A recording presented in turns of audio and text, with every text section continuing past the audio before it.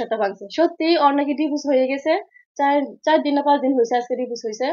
তো ডিভোর্স যেহেতু হইছে তো ওই যে আলম হাসান ওর একটু ভিউ কমে গেছে। যেহেতু তার শর্মিলা নাই, তার বউরে মানে বউরে দিয়া অনেক ভিউ পাইতো সে। উল্টাপাল্টা ভিডিও করতো মানে অবশ্যই মাথায় কাপড় দিয়ে ভিডিও করতো।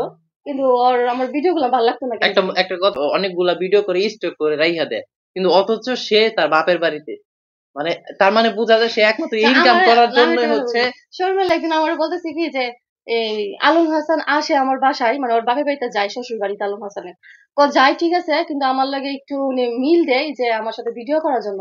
ওই কি করে অনেকগুলা ভিডিও করে রাইখা দেয়। রাইখা কি করে চলে আসে আবার মানে আলম হাসানের বাড়িতে চলে আসে আলম হাসানে।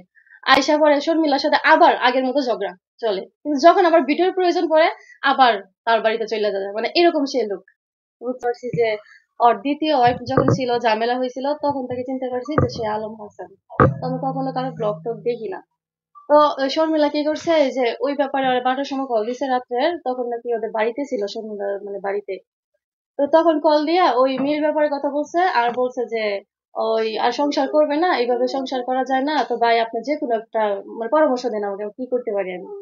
পরে ওই বলছে দেখেন এটা আপনার সংসার, এটা আপনি বুঝবেন কি করা যায়, এটা আপনার ব্যক্তিগত বিষয় নিয়ে আমি কথা বলতে চাই না। তো ও অনেক অনেক জোরাজুরি করতেছে ভাই দেখেন এইভাবে কি চলা যায়, মানে মানে আসে না একটা মানে ও বিচার দিতেছে, মানে ও একটা পরামর্শ দিতে।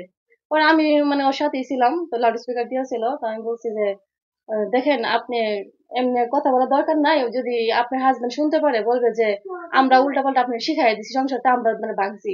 তো যে কথা এই কাজই হয়েছে। তো আমি মানে মনে মনে এটাই ভাবছিলাম যে ওই বলবে যে আমাদের জন্য কথা বলি যে শর্মিলা আমাকে একটা কথা বলছে যে ভাই ও কিন্তু আমাকে দিয়ে প্রতিদিন অনেক ভিডিও করতো এবং এগুলো স্টক করে রেখে দিত। আলম হাসানের বউ শর্মিলা যখন আমাকে হচ্ছে যে তার ব্যাপারে বলতেছে, কিন্তু কন্টিনিউ আলম হাসানের পেজে গিয়ে দেখি ওকে নিয়ে আর সুন্দর রোমান্টিক ভিডিও আপলোড হচ্ছে। পরে আমি বললাম আপনাদের একসাথে আছেন, এই যে আপনাদের ভিডিও, এই যে 5 ঘন্টা আগে আপনার ভিডিও ছাড়ছে। ও বলতেছে ভাই আমাকে হচ্ছে ও কি করে